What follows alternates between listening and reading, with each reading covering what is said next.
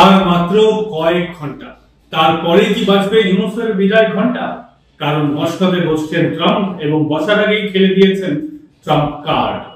নমস্কার, আমি পঙ্কজ বিশ্বাস এবং আজকের বিষয় ইউনূসের বিদায় ঘন্টা কি তাহলে বেজে গেল? আপনারা সকলেই জানেন 20 জানুয়ারি 2025 আমেরিকার 47তম প্রেসিডেন্ট হচ্ছেন ডোনাল্ড ট্রাম্প এবং ট্রাম্প চেয়ারে বসতে ইউনূসের বিদায় ঘন্টা বেজে যাওয়ার ইঙ্গিত মিলেছে। পাকিস্তানের গুপ্তচর সংস্থা আইএসআই এবং জো বাইডেনের আদরের মোহাম্মদ ইউনূসের বিদায় ঘন্টা বেজে গেল।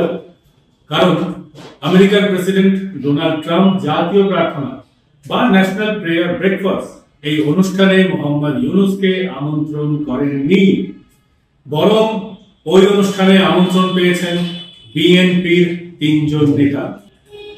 যারা আমন্ত্রণ পেলেন তারা হলেন বিএনপির ভারপ্রাপ্ত চেয়ারম্যান তারেক রহমান, মহাসচিব মির্জা ফখরুল ইসলাম আলমগীর এবং স্থায়ী কমিটির সদস্য আমির খসরু মোহাম্মদ চৌধুরী। শনিবারই এই আমন্ত্রণ পত্র পৌঁছে গেছে বিএনপি নেতাদের কাছে এবং খবর জানাজানি হতেই রাজনৈতিক মহলে শোরগোল পড়ে গিয়েছে বাংলাদেশে। এবং এটা দিনের আলোর মতন পরিষ্কার ছিল যে ট্রাম্পকে হারাতে ক্লিন্টন ফাউন্ডেশনের মোহাম্মদ ইউনূস যে কোটি কোটি টাকা ঢেলেছিলেন সেটাকে ভালো চোখে দেখেননি ট্রাম্প। সেই কারণে এর আগেও একাধিকবার বাংলাদেশে হিন্দু নির্যাতন এবং অন্যান্য ইস্যুতে মুখ খুলে ক্ষমতায় বসার আগেই ট্রাম্প ইঙ্গিত দিয়ে রেখেছিলেন মার্কিন হবু প্রেসিডেন্ট যখনই প্রেসিডেন্ট হবেন তার বদলা নেবেন এবং নিলেন।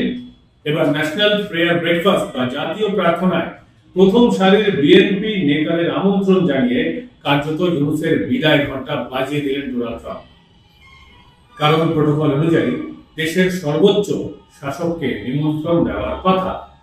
সেই হিসেবে মোহাম্মদ ইউনূস নির্বাচিত সরকার না হলেও উপদেষ্টা কমিটির প্রধান, বর্তমানে চেয়ারে তিনি সর্বোচ্চ। সেই হিসেবে রীতি অনুযায়ী তিনি আমন্ত্রণ পাওয়ার অধিকারী ছিলেন। মার্কিন যুক্তরাষ্ট্রের এই ন্যাশনাল প্রেয়ার ব্রেকফাস্টের দীর্ঘদিনের রীতি, নির্বাচিত প্রেসিডেন্ট দায়িত্ব নেওয়ার পর বিভিন্ন দেশের প্রধান এবং সমাজের বিশিষ্ট জনের সঙ্গে বৈঠকে বসেন, খাওয়া দাওয়া হয়। আগে সেই অনুষ্ঠান পরিচিত ছিল প্রেসিডেন্সিয়াল প্রেয়ার ব্রেকফাস্ট নামে। 1953 সালে প্রেসিডেন্ট আইজেনহাওয়ারের জমানাতে এই অনুষ্ঠান শুরু হয়েছিল, কিন্তু 1970 সালে এর নাম বদলে যায়। নাম বদলে হয় ন্যাশনাল ব্রেকফাস্ট প্রেয়ার।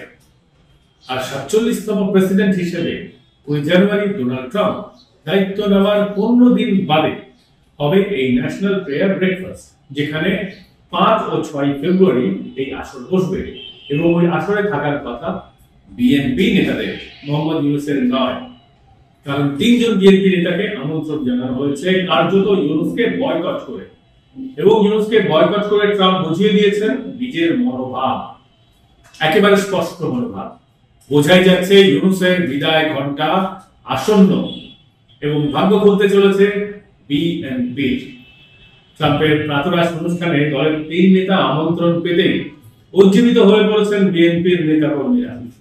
তাদের দাবি, জামাত এবং অন্যান্য জঙ্গি সংগঠনগুলিকে ক্ষমতায় বসানোর যে ষড়যন্ত্র করেছেন মোহাম্মদ ইউনূস ও তার রাজাকার সাঙ্গপাঙ্গরা, এবার সেই প্রচেষ্টা ব্যর্থ হতে চলেছে।